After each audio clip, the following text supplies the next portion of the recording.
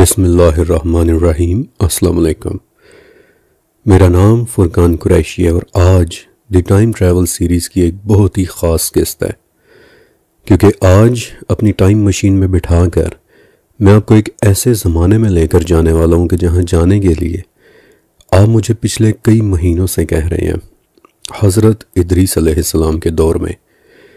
کہ جہاں آج ہم ایک انتہائی حیرت انگیز کتاب کے متعلق جاننے والے ہیں، دا بک آف اینوخ۔ میں جانتا ہوں کہ اس وقت آپ کو یوٹیوب پر بک آف اینوخ کے متعلق بہت ساری ویڈیوز مل جائیں گی، لیکن سچ کہوں تو ان زیادہ تر ویڈیوز میں سوائے سنسنی کے اور کچھ بھی نہیں ملتا۔ لیکن آج آپ جو کچھ دیکھنے والے ہیں وہ ان تمام معلومات سے بالکل ہٹ کر ہے،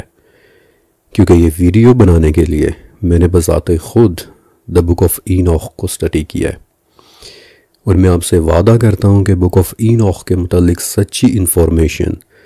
کسی بھی سنسنی خیز معلومات سے کئی گنا زیادہ مزیدار ہونے والی ہے۔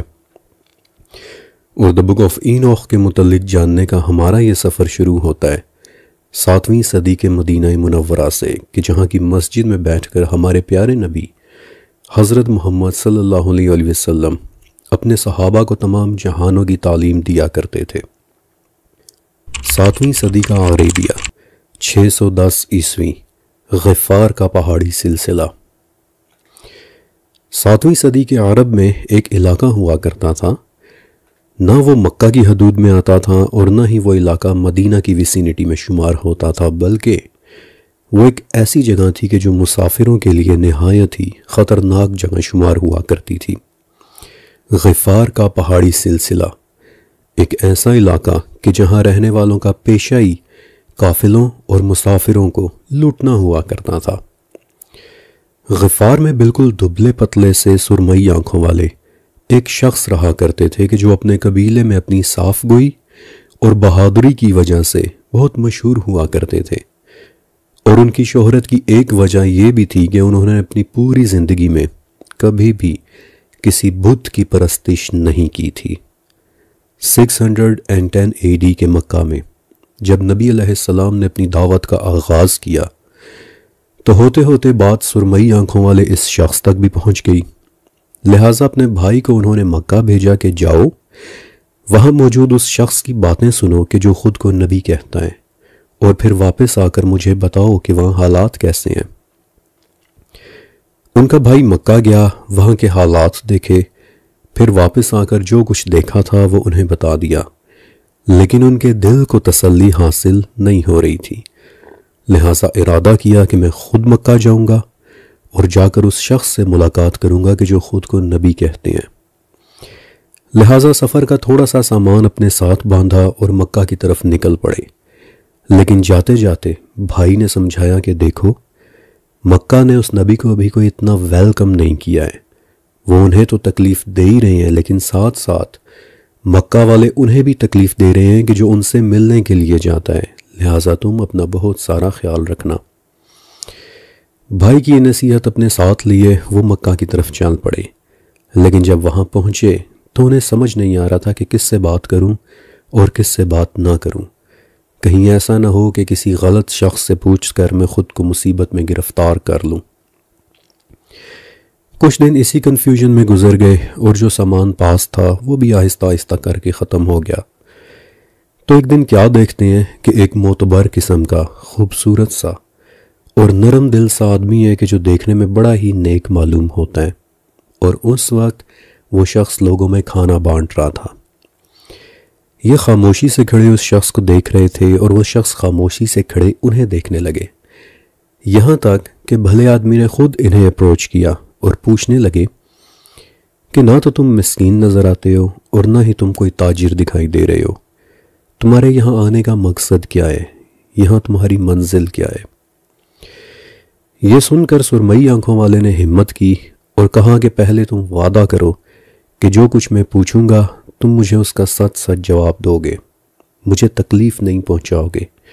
اور ہماری گفتگو کو محض ایک راز ہی رہنے دو گے۔ اس بات پر معتبر شخص نے جواب دیا کہ میرا نام ابو بکر ہے، لوگ مجھے صدیق کہتے ہیں، یعنی کہ سچا، اور میں وعدہ کرتا ہوں کہ جو جواب بھی تمہیں دوں گا وہ جواب سچائی پر ہی مبنی جواب ہوگا۔ اور تب سرمئی آنکھوں والے نے جواب دیا کہ میرا نام جندب ابن جنادہ ہے اور لوگ مجھے ابو ذر غفاری کہتے ہیں، اور میں مکہ میں مبعوث ہوئے ان نبی سے ملنے آیا ہوں۔ ابو بکر صدیق رضی اللہ تعالیٰ عنہ فوراً ابو ذر کو نبی کریم صلی اللہ علیہ وآلہ وسلم کے پاس لے گئے، اور جب آپ نے ابو ذر کے سامنے قرآن پڑھا تو بے ساختہ ابو ذر نے درمیان میں ہی کلمہ پڑھنا شروع کر دیا۔ حضرت ابو ذر غفاری رضی اللہ تعالیٰ عنہ ایمان لانے والے 5ویں یا پھر 6ٹھے انسان اور ایک دلیر آدمی تھے۔ جب کلمہ پڑھ لیا تو باہر نکلے اور اونچی آواز میں کہہ دیا کہ میں بھی محمد کے دین پر ایمان لاتا ہوں۔ مکہ کے لوگوں نے پکڑ لیا، مارنا شروع کر دیا، یہاں تک کہ نبی علیہ السلام کے چچا عباس رضی اللہ تعالیٰ عنہ وہاں آئے اور ان لوگوں سے کہا کہ کیا تمہارا دماغ خراب ہو گیا ہے؟ یہ آدمی غفار کے پہاڑوں سے آیا ہے، کیا تم چاہتے ہو کہ جب تم وہاں سے گزرو تو اس کے لوگ تمہارے گلے کاٹ دیں؟ اور پھر یہ سن کر مکہ والوں نے آپ رضی اللہ تعالیٰ عنہ کو مارنا چھوڑ دیا۔ آپ سب کو ابو ذر غفاری کے متعلق یہ سارا واقعہ سنانے کے 2 مقاصد تھے۔ ایک تو یہ کہ آپ کے علم میں اضافہ ہو، کہ جو آف کورس میرا اولین مقصد ہے، اور دوسرا یہ کہ آپ کو بتا سکوں کہ ابو ذر غفاری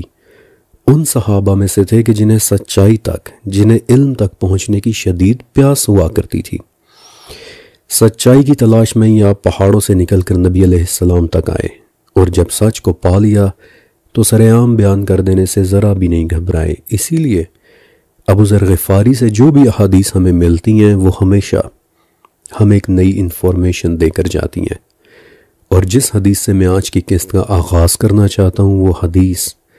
انہی ابو ذر غفاری رضی اللہ تعالیٰ عنہ سے ہی مروی حدیث نبوی ہے۔ ایک مرتبہ ابو ذر کہتے ہیں کہ ایک مرتبہ میں مسجد نبوی میں داخل ہوا تو دیکھا کہ آپ علیہ السلام مسجد کے ستون کے ساتھ ٹیک لگائے آنکھیں بند کیے بیٹھے ہیں۔ تو میں نے دل میں سوچا کہ آج تو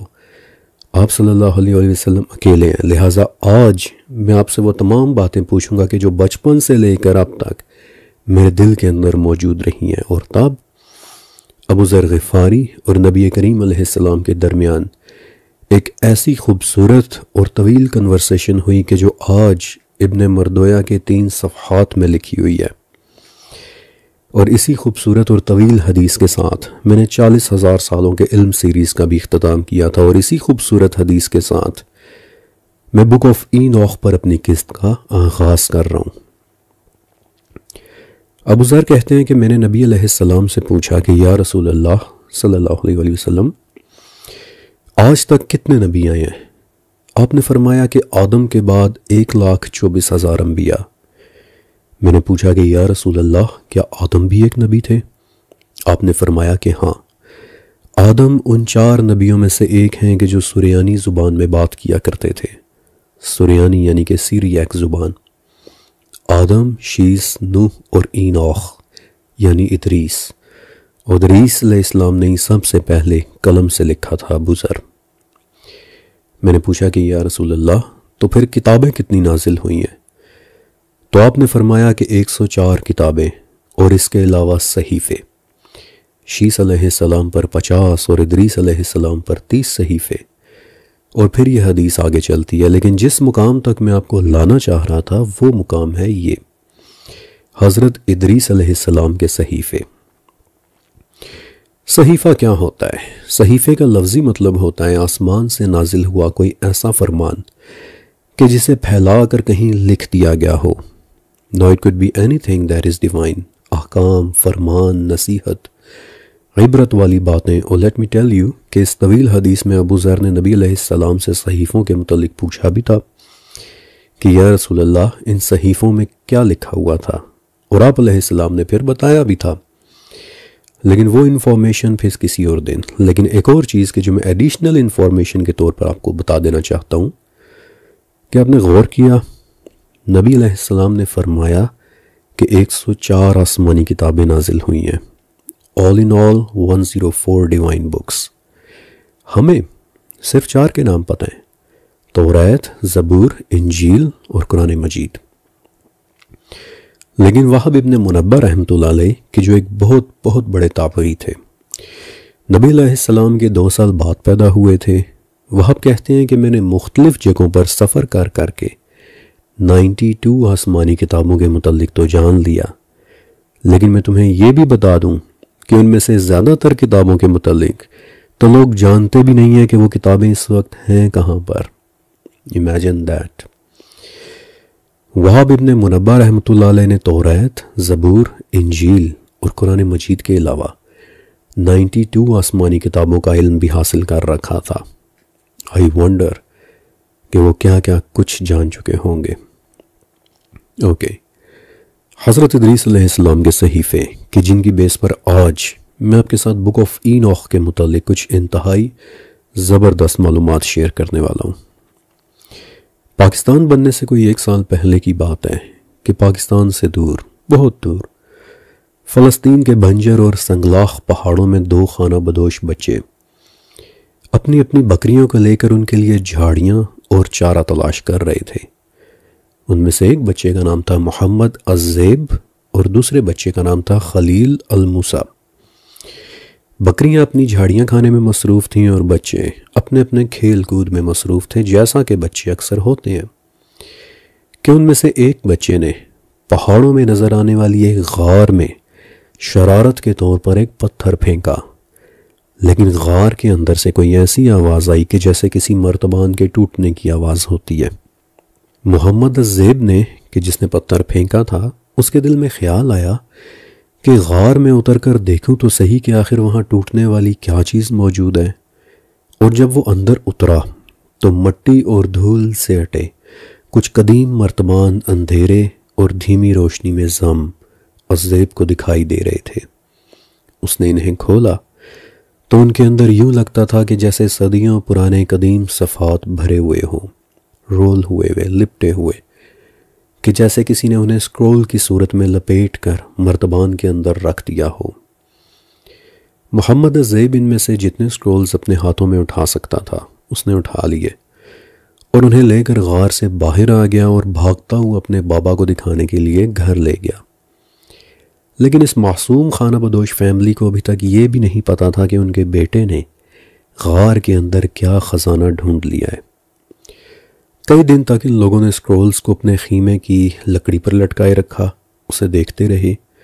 اور سوچتے رہے کہ اب اس کے ساتھ کیا کرنا ہے، یہاں تک کہ ایک دن الزیب کا بابا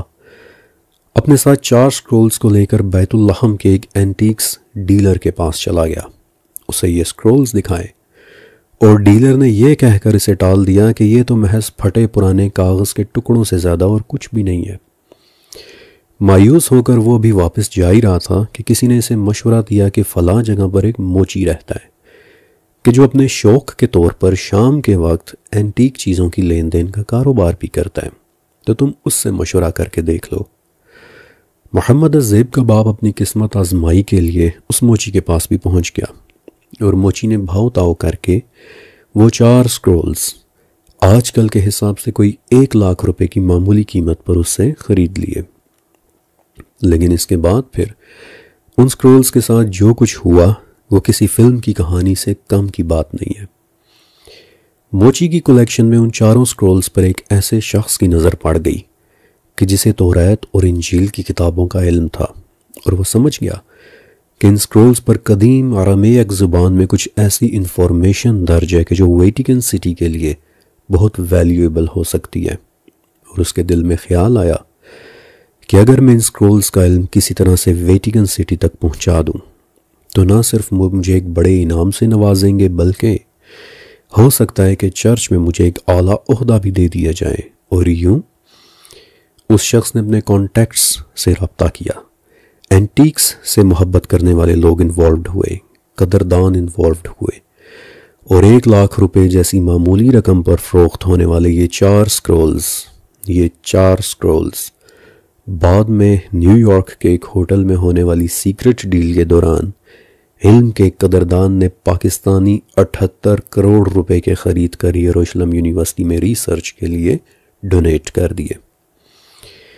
لیکن یہ 4 سکرولز اس اصل خزانے کا 1% بھی نہیں تھے کہ جو ان غاروں کے اندر دفن ہوا پڑا تھا، اور یوں ہوئی دریافت دی ڈیڈ سی اسکرولز کی، قمران کی اس بھنجر اور سنگلاخ وادی میں موجود 12 غاروں سے ملنے والے قدیم ڈاکیومنٹس کا ایک خزانہ کہ جو آج اس وقت انمول ہے۔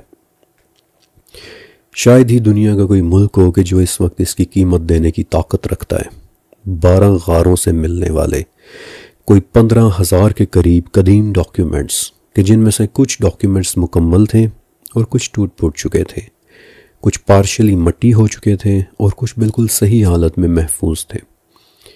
کچھ قدیم پاپائرس پر لکھے ہوئے تھے اور کچھ جانوروں کی کھال یعنی کہ پارچمنٹ پر لکھے ہوئے تھے۔ آج یہ ڈاکیومنٹس انمول ہیں کیونکہ ان کی دریافت سے پہلے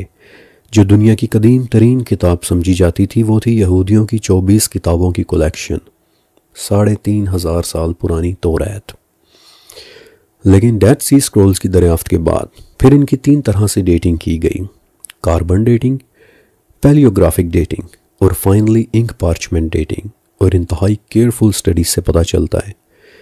کہ ڈیڈ سی اسکرولز میں 2000 سال سے لے کر 4000 سال تک قدیم ڈاکیومنٹس موجود ہیں۔ اور یہ کس نے لکھے تھے؟ کوئی نہیں جانتا، لیکن ایک بات تو کنفرم ہے کہ یہ ڈاکیومنٹس موسیٰ علیہ السلام کے زمانے سے لے کر داؤد، سلیمان اور عیسیٰ علیہ السلام کے زمانے تک کے دنیا کے ٹاپ موسٹ VIP گریڈ کی ڈاکیومنٹس رہے ہوں گے۔ اور اپنے وقت میں یہ ڈاکیومنٹس دنیا کے ٹاپ کے شہر یروشلم اور یروشلم کی ٹاپ کی عمارت یعنی کہ ہیکل سلیمانی کے اندر رکھے ہوا کرتے تھے کہ جنہیں کسی نے ایک دن نکال کر انہیں قمران کی غاروں میں چھپا دیا۔ اور کیوں چھپایا؟ آپ کو پتہ ہے کہ حضرت عیسیٰ علیہ السلام کے 70 سال بعد رومنز نے یروشلم پر حملہ کر دیا تھا اور سب کچھ تباہ و برباد کر کے رکھ دیا تھا۔ Now it is an understanding کہ کسی نے، ہم نہیں جانتے کہ کس نے، لیکن کسی نے ہیکل سلیمانی کے اندر رکھی کتابوں کو رومن اٹیک سے بچانے کے لیے قمران کی ان غاروں میں چھپا دیا تھا، اور چھپایا بھی بہت زبردست طریقے سے تھا۔ میں آپ کو ایک دلچسپ بات بتاتا ہوں کہ جس کسی نے بھی ڈیڈ سی اسکرولز کو چھپایا تھا وہ یقیناً ان کتابوں سے بہت محبت کرتا ہوگا۔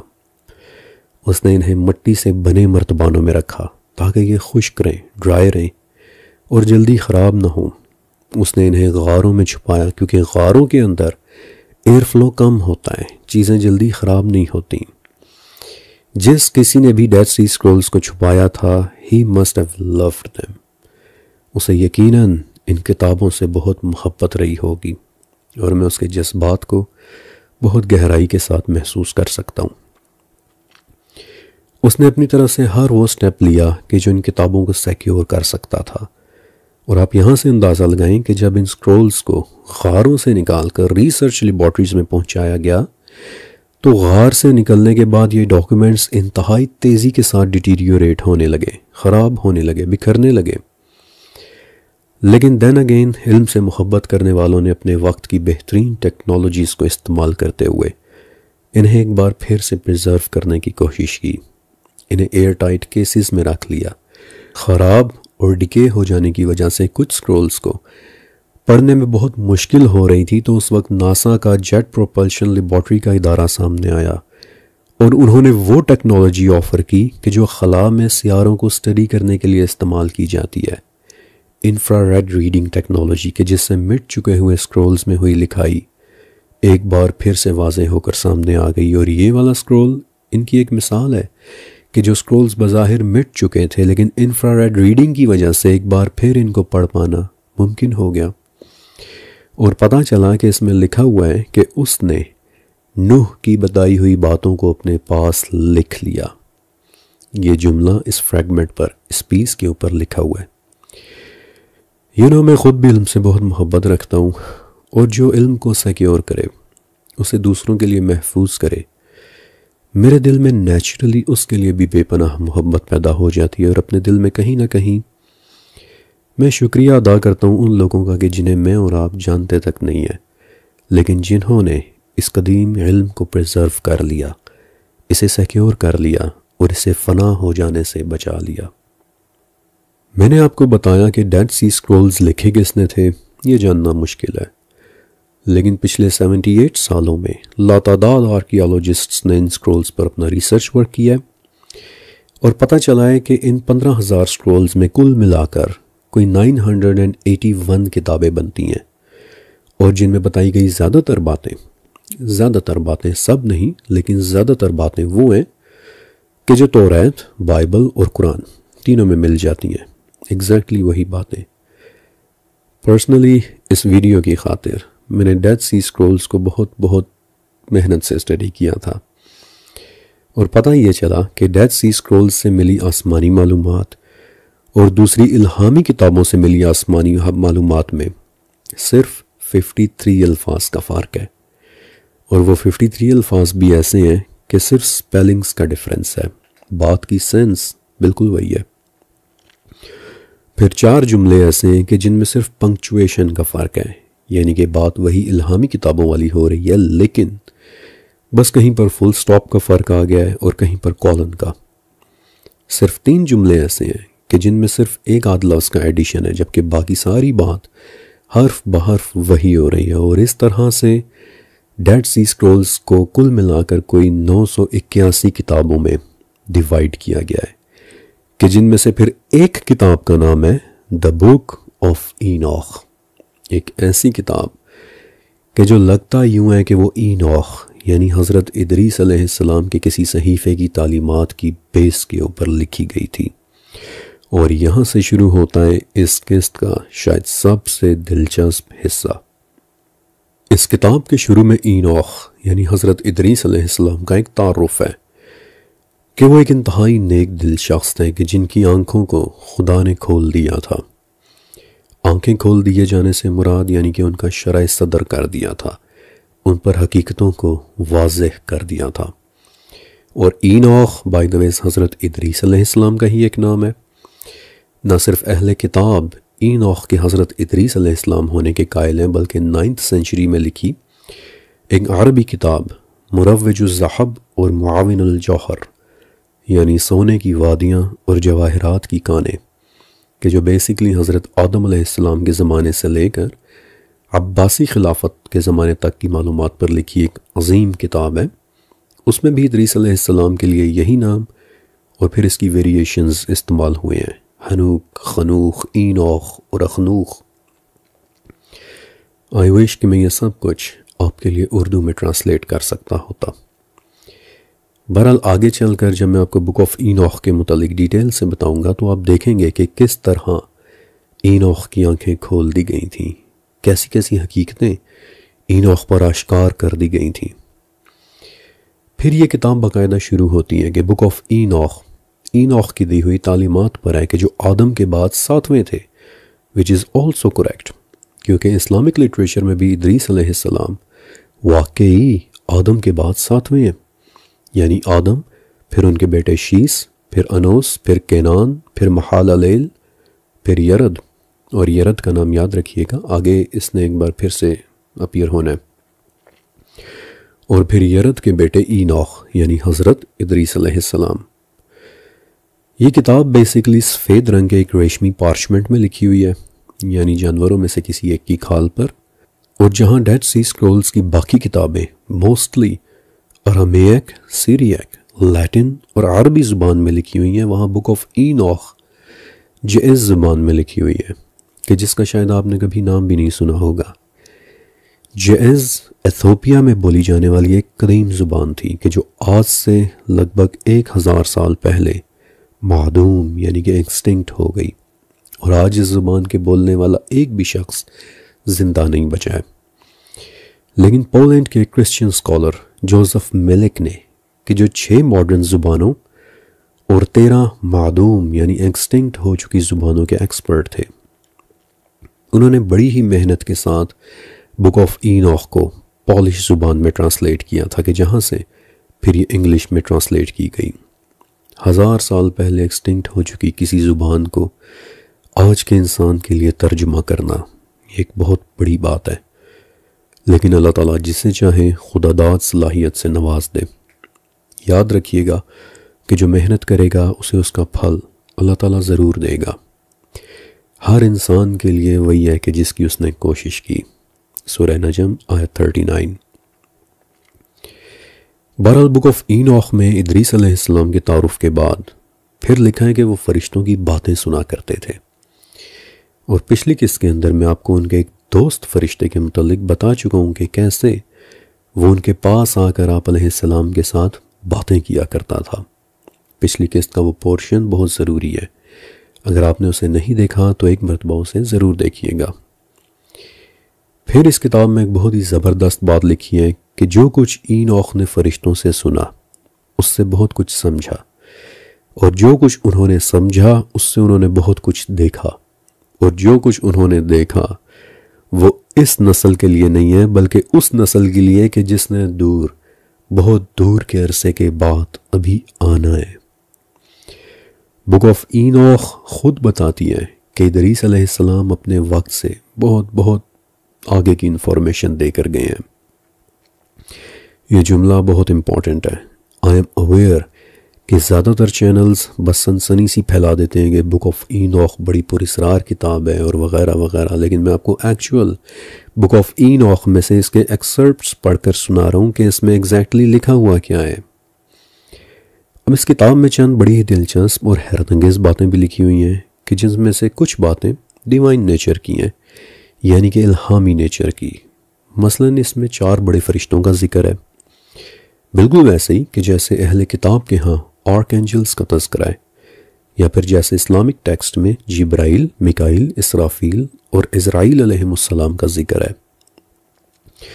اور بک آف اینوخ میں یہ انفارمیشن بھی ہے کہ ان 4 بڑے فرشتوں کے ذمے کون کون سے کام ہیں۔ بائی دی وے ان 4 کے علاوہ بک آف اینوخ میں ایک اور جگہ پر 7 مزید فرشتوں کا ذکر بھی موجود ہے کہ جن میں سے ایک فرشتے کا نام میں آپ کو بتا بھی دیتا ہوں، اوریل۔ بک آف اینوخ کے مطابق اوریل وہ فرشتہ تھا کہ جو اینوخ سے باتیں کرنے کے لیے زمین پر ان کے پاس آیا تھا، وہی پچھلی قسط والا واقعہ کہ جو میں نے آپ کو سنایا بھی تھا۔ پھر بک آف اینوخ میں جنت اور جہنم کا بھی ذکر موجود ہے، لیکن ناٹ ایگزیکٹلی جنت اور جہنم کے الفاظ کے ساتھ بلکہ انڈائریکٹلی۔ مثلاً یہ لکھا ہوا ہے کہ ایک دن ایسا آئے گا کہ جب سب کو اپنے کیے گا حساب دینا ہوگا، اس حساب کے بعد انہیں انعام ملے گا یا پھر سزا، اور پھر ایک ایسی زمین اور ایک ایسا آسمان وجود میں آئیں گے کہ جس میں تخت پڑے ہوں گے، یعنی انڈائریکٹلی جنت کا کانسیپٹ۔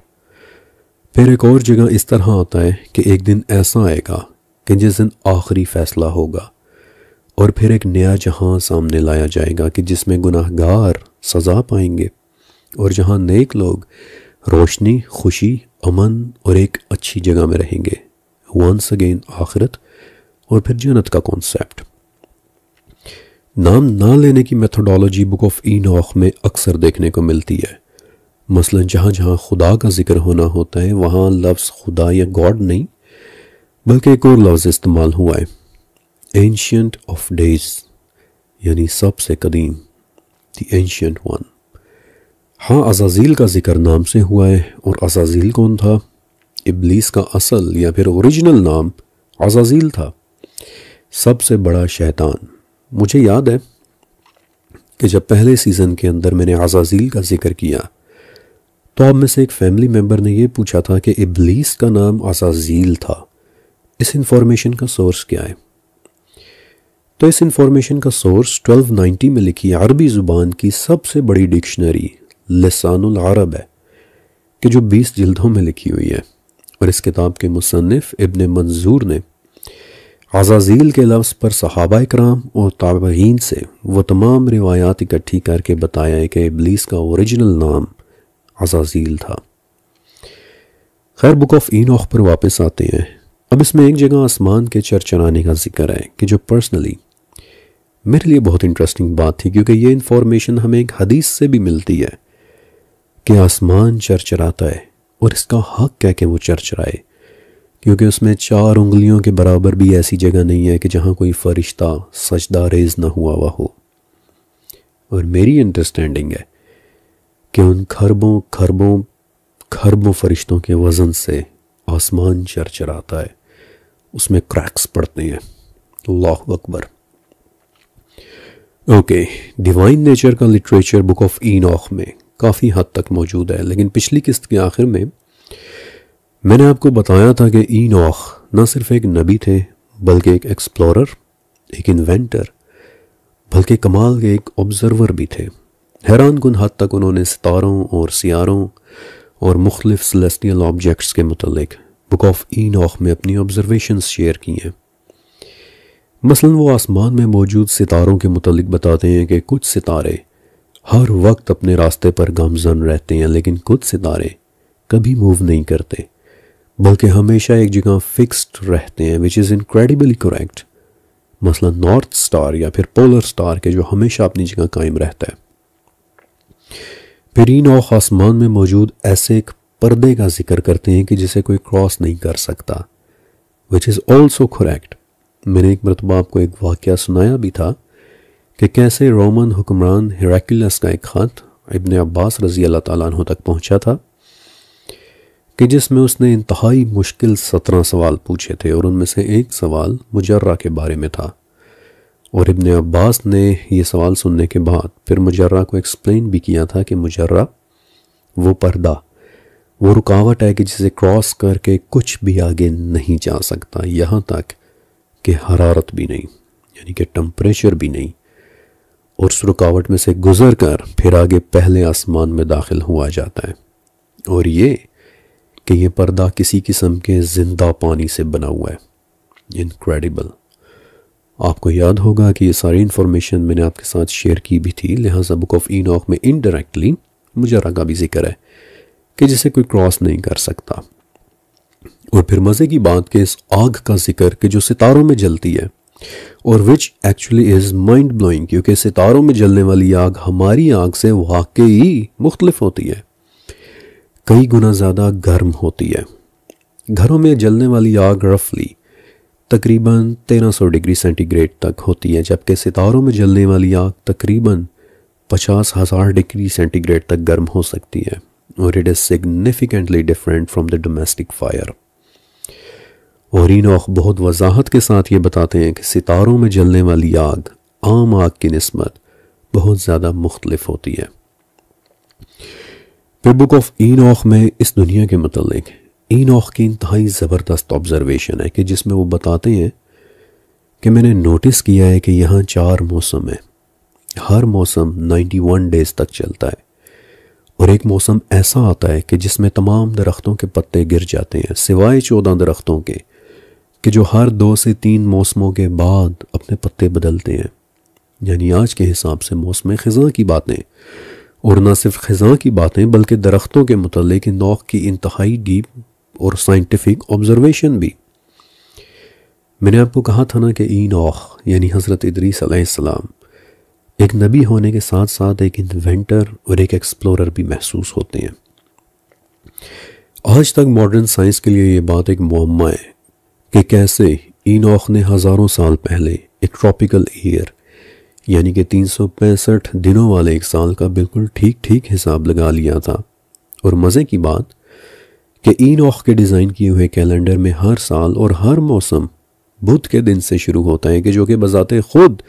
ایک اور حیرت انگیز راز ہے، کیونکہ مسلم شریف کی حدیث کے مطابق بدھ کے دن ہی اللہ تعالیٰ نے روشنی کو پیدا کیا تھا۔ یعنی کہ ایلیگوریکل انداز میں کہوں تو ہر سال اور ہر موسم ایک نئی روشنی، ایک نئی صبح کی علامت ہے۔ Truly amazing, right? لیکن اس سب کے علاوہ بک آف اینوخ میں کچھ چیزیں بڑی حیرت انگیز ٹاپکس کے متعلق لکھی ہوئی ہیں، کہ جس کی ایک مثال کہ اینوخ یعنی ادریس علیہ السلام نے ٹرائی اینگولر شیپ کی ایک پورٹل کے ذریعے آسمان کی طرف کا سفر کیا تھا۔ لٹرلی پورٹل کا لفظ موجود ہے، میں اور اس کی کیا تشریح کروں؟ اور ادریس علیہ السلام نے اپنے دوست فرشتے کے ساتھ آسمان کی طرف کیسے سفر کیا تھا؟ ابن ابی حاتم کی تفسیر میں آیا وہ پورا واقعہ پچھلی قسط کے اندر میں نے آپ کے ساتھ شیئر کیا بھی تھا۔ بک آف اینوخ کے اس واقعے کو جب جیوئس زبان سے انگلش میں ٹرانسلیٹ کیا گیا تھا تو ان کے اس آسمانی سفر کے لیے انگلش لفظ ٹریول یا اسینشن یا ٹرانسپورٹ نہیں بلکہ ایک یونانی ورڈ، ایک گریک ورڈ استعمال کیا گیا تھا، میٹاٹیتھمی، یعنی ایک عام سادہ سا سفر نہیں بلکہ لٹرلی ایک عالم سے نکل کر دوسرے عالم میں چلے جانا۔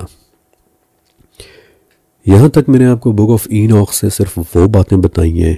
کہ جو یا تو ڈیوائن نیچر کی تھیں یا پھر سائنٹیفک نیچر کی، وہ تعلیمات کہ جو ادریس علیہ السلام نے اپنی اولاد میں ٹرانسفر کی۔ لیکن اب یہاں سے آگے میں آپ کو بک آف اینوخ کے اس حصے کے متعلق بتانے والوں کہ جو لٹرلی آپ کو شوق کر کے رکھ دے گا، اور وہ انفارمیشن کیا ہے یہ اب انشاءاللہ دی ٹائم ٹریول سیریز کی اگلی قسط میں۔ لیکن اس سے پہلے آپ نے دو کام ضرور کرنے ہیں کہ ایک تو آپ نے اس ویڈیو کے نیچے لائک کا بٹن ضرور دبا دینا ہے، کیونکہ اس طرح یہ نایاب معلومات ہمارے باقی یوٹیوب فیملی ممبرز تک بھی پہنچ جاتی ہے، اور دوسرا یہ کہ اس ریسرچ پروجیکٹ کو آپ نے سپورٹ ضرور کرنا ہے، کیونکہ یہ بہت ضروری ہے، اور اسے سپورٹ کرنے کا طریقہ میں کمنٹ سیکشن کے پہلے کمنٹ پنڈ کمنٹ میں انشاءاللہ ضرور لکھ دوں گا، لہٰذا آپ اسے ضرور پڑھیے گا۔ شکریہ اور اللہ حافظ۔